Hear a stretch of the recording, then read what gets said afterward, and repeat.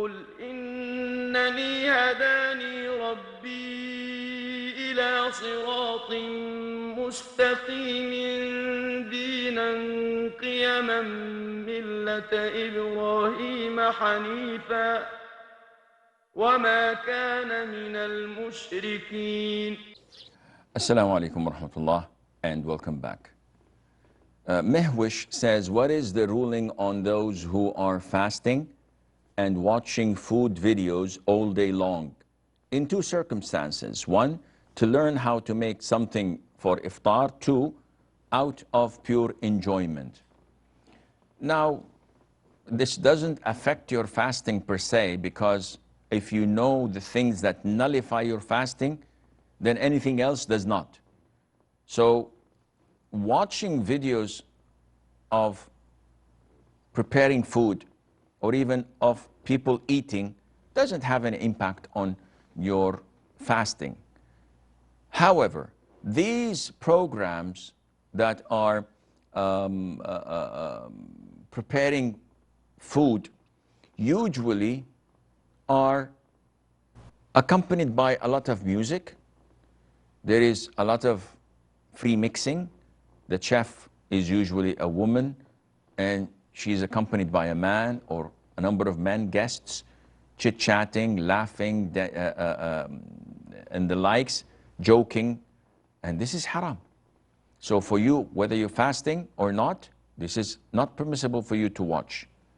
And the Prophet used to seek, sallallahu alaihi wasallam, he used to seek refuge in Allah from knowledge that is not beneficial.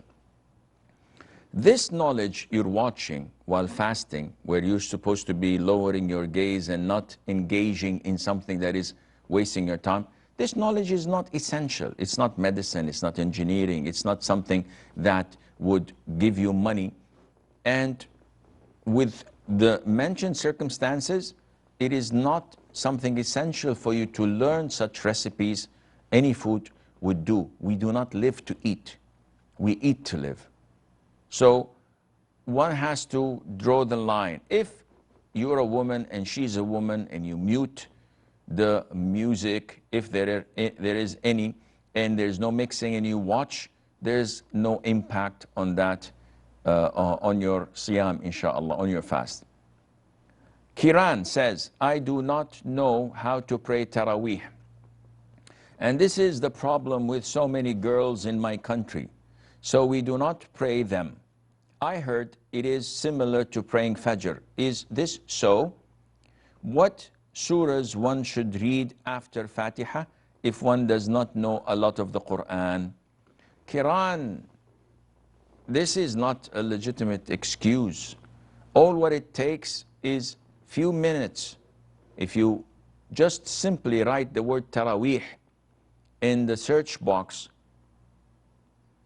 in www.islamqa.info. This is the most trusted Islamic site in this world with Islamic knowledge.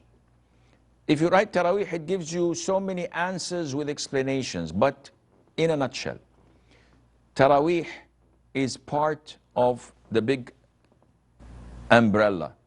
The bigger umbrella is called night prayer. What is night prayer? Any voluntary prayer you offer after Isha and before the break of dawn, before the adhan of Fajr. You have like 8, 10, depending on the region you live in, 10 hours, 11 hours, maybe less. This night time, after Isha, after you've concluded your Isha prayer, anything you pray is called night prayer, Qiyamul Layl. And under it is taraweeh. Taraweeh is a specific night prayer designated in the month of Ramadan. It is preferable and recommended for men to pray it in congregation in the masjid. Women can perform it in the masjid, but it is best for them to perform it home, like every other night during the year, as it is night prayer. How to perform it? Piece of cake. The best is to pray 11 rak'ah every single night, whether in Ramadan or other than Ramadan. How do we pray these 11 rak'ahs? You pray 2 rak'ahs like Fajr, finish tashahhud, offer salam. Then you stand up and pray another 2 rak'ahs. So you complete 8 rak'ahs. These 8 rak'ahs are considered part of night prayer. Then you conclude your night prayer with 3 rak'ahs known as witr. And the format is up to you. Either you pray 2 rak'ahs like the previous ones, conclude with salam, then pray 1 single rak'ah with witr, Fatiha and a surah. And there are prescribed surahs. But if not, no problem. Is there any prescribed surahs for the 11 rak'ahs? No, the sky is the limit. The 3 last rak'ahs, the witr, it is prescribed that you recite Al-A'la, then Al-Kafirun, then Al-Ikhlas, Qul Huwallahu Ahad. That's it. If not, no problem. If I don't memorize a lot of the surahs, only short surahs, what to do? You can recite that. You can repeat them over and over while in the standing position. You can even hold the Quran in your hand. You can even hold a mobile phone or a PDA, a tablet or whatever, put it in front of you or hold it and read from it so that you would prolong the standing position. It is very simple, very easy. The essence of it, the quality time you spent worshipping Allah Azza wa Jal and reciting His book, His words, that nothing is beloved to Him more than it, and to supplicate and to seek Allah's forgiveness. Aisha says, when I join the Imam, when he is in his ruku' or sujood or any other position other than the standing position, how many takbirs should I say? Should I just say the inaugural takbir and go directly into ruku', or say Allahu Akbar again and then bow? Before I go to your question, Aisha, I will answer Asif from India. Assalamu alaikum. Salamullah. Yes, sir. I have a question. In fact, actually, I have a friend, and in fact, his concepts are very surprising, and I don't know how to answer. So that is the reason I'm asking. Actually, you know, for example, the things like keeping beard or keeping the clothes above ankle, his logics are abnormal, and he suggests that these are not a part of deen. These are related to the places and the times that, for example, in Arab, they were using long dresses and all. And for example, for beard, if a mustache is abnormal or that kind of things. I told hadith and all, but still he told that no, it's not a part of deen, and we are not obliged to go for that. So how to answer in a good way? That is the question. Any more questions? No, Jazakallah khair. I will answer you, inshallah. So we have Muhammad from Gambia. Okay, I think we lost Muhammad.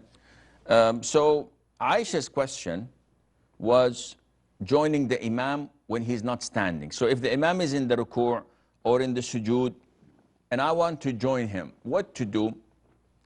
Basically, you have to do 2 takbir. The first one is takbiratul ihram, the inaugural takbir, which is a pillar. If you miss it, there is no prayer.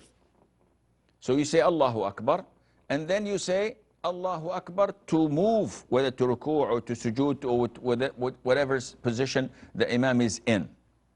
These are 2 takbirs. The first takbir is a pillar, the second takbir is mandatory. But definitely a pillar is bigger than an obligation. Therefore, scholars say, if you say 1 takbir alone, and you intend with it takbiratul ihram, the inaugural takbir, this would suffice for you. So if the Imam is in the ruku' position, and I walk to the row, I stand and I say, Allahu Akbar, and I bow, without repeating another takbir, this is perfectly fine. But if I do 2, that would be better and safer. So I hope this answers your question. As for Asif's question, he says that he has a friend, and this friend is ignorant. No matter how many times he shows him the hadiths where the Prophet ﷺ orders the Muslims to grow the beard and to not allow their pants and trousers and the likes or garments to go below the ankles, the man still rejects this and said, no, no, no, this is not true. It is a cultural thing. It depends on the environment, the society, the people, the timing, the era, etc. So I say, how can I convince such a person? And my question, Asif Bhai, why even bother with such people? There are people who are truth seekers. They want to be convinced. They want to be taught. Spend your time with them. Because there are others who are an illness to know. They are a disease. They are a waste of time. So if someone, just for the sake of argument, keeps on debating and arguing and saying rubbish, why waste your time? It's 12 o'clock noon, and you tell someone that this is the sun in the middle of the sky, and he says, how would I know it's the sun and not another star? Proved that to me. This is crazy. Why would I waste my time with such imbeciles? My friend, if you show someone the Quran or the hadith of the Prophet ﷺ, and he rejects it and he uses his logic, do not even waste a second with him. Leave them and never speak to them about this, because they are not truth seekers. Muhammad from Gambia. Yeah, hello. Yes. Yeah, my question is about tayammum. Yes. Yeah, if you make tayammum at your home and you want to go to the masjid, can you use that tayammum again, go towards the masjid? Is it valid? Okay, I will answer you, inshallah. We have a short break. Stay tuned, and inshallah we'll be right back.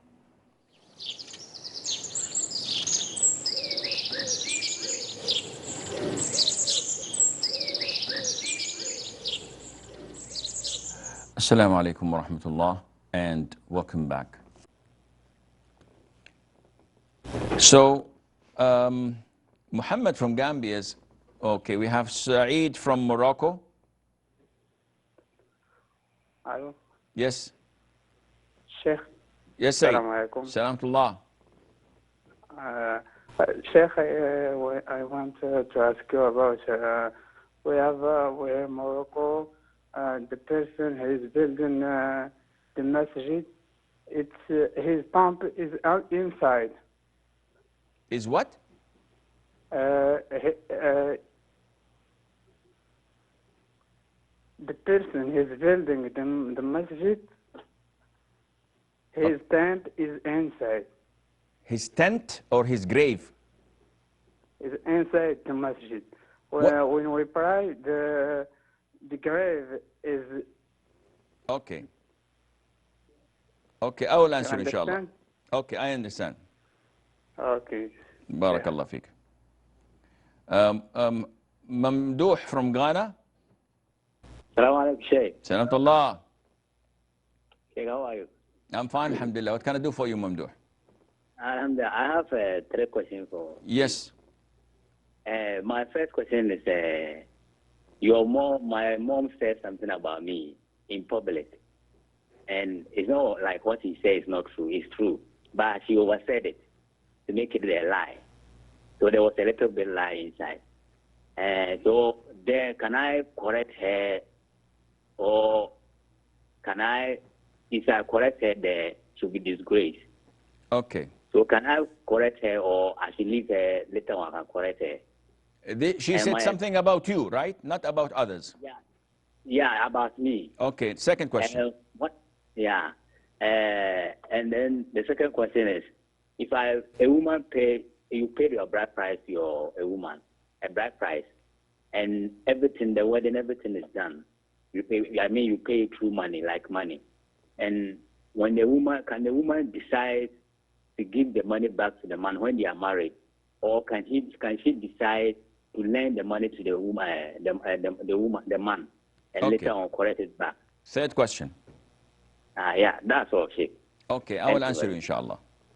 Okay, Muhammad from Gambia was asking about tayammum. Tayammum is a substitute of ablution, of wudu. You know that we cannot pray without being in the state of purity, and one of the means of being in a state of purity is performing wudu, where we wash our faces, our arms, wipe over our head, and wash our feet. But if a person either lacks the presence of water or has a legitimate excuse not to use water, either excessive coldness or an injury that prevents him from performing wudu, in this case, we can substitute for dry ablution or tayammum, where we strike the sand or the soil once, we wipe our faces, and we wipe our hands. This is tayammum. So, Muhammad from Gambia is saying, if I perform tayammum in home and I go to the masjid, can I pray? The answer is yes, as long as the reason is legitimate, providing that you don't have water in your home and you cannot get water from anywhere else in the vicinity. But if there is water in the masjid, definitely your prayer is invalid. If you can go out of your home and buy water and perform wudu, your prayer is invalid with tayammum. You must perform it with water, and this is a substitute. Mustafa from Nigeria. Mustafa? Yes, hello, salaam alaikum. Salam wa rahmatullah. What can I do for you? Please, I want to ask a question to Sheikh. Yes, sir. Yes, I want to know if which one is the most authentic hadith, authentic salat for the Prophet, which is the authentic salat for the Prophet. Secondly, you mentioned a website which is most trusted in Islam. Please, I would like to know. What salat, Mustafa? Which salat you're talking about? How do you say salat on the Prophet? Is it Allahumma salli ala Muhammad wa ala alihi wa sallam? Okay. So you want a website that mentions this? Yes, thank you. Yes, that's what I want. Okay, I will answer you, inshallah. Yes. So, Saeed from Maghrib says that what is the ruling on praying in a masjid that has a grave in it?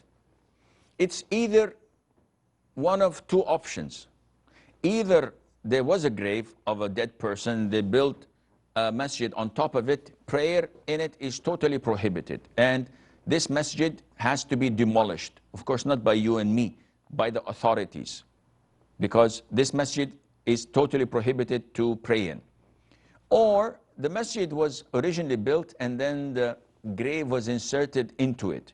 So if the grave was or is within the walls of the masjid, whether at the back, front, right, or left, this doesn't make any difference according to most authentic opinion, and you must not pray in there. And the grave must be taken out and placed with the Muslim cemeteries. Therefore, and this is unfortunately present in a lot of the so-called Muslim countries. I've been to a lot of them, and they have graves of awliya, adriha. And all of this is totally prohibited and not permissible. Do not pray there. Mamdouh says, my mom insulted me and said lies about me. Can I correct her, or would this be disrespectful? If it's something that is connected to you and she has transgressed upon you, there is nothing wrong at all in correcting her politely, or better more, to go to the people and explain to them your case and tell them that this is a lie and this was not true. There is no disgrace in it, because she's a transgressor and you have the permission to clear your reputation and defend yourself, being respectful. Secondly, if a man married a woman, can the woman, after marriage, give the dowry back to the man and say, I forgive you? The answer is yes. It's her wealth. She can do with it whatever she wants. Okay, can she lend it to the husband? There's no problem in that at all. This is mentioned in the Quran that she can forgive all of it or some of it to her husband. Mustafa says, can you tell me the authentic salat on the Prophet ﷺ? The most authentic is the hadith of Ibn Mas'ud. Allahumma salli ala Muhammadin wa ala ali Muhammad kama sallaita ala Ibrahim wa ala ali Ibrahim innaka hamidun majid wa barik Allahumma ala Muhammadin wa ala ali Muhammadin kama barakta ala Ibrahim wa ala ali Ibrahim innaka hamidun majid. Where to find this and other versions, authentic?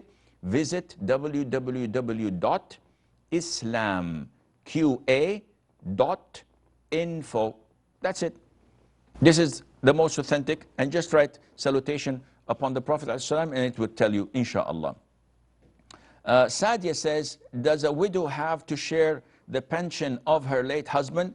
If this is provided by the government, as in the Provident Fund, etc., then no, she does not share it, because this is given from the government to the wife. But if it is end of service indemnity or bonuses or the likes, this is to be shared with the heirs as part of the inheritance.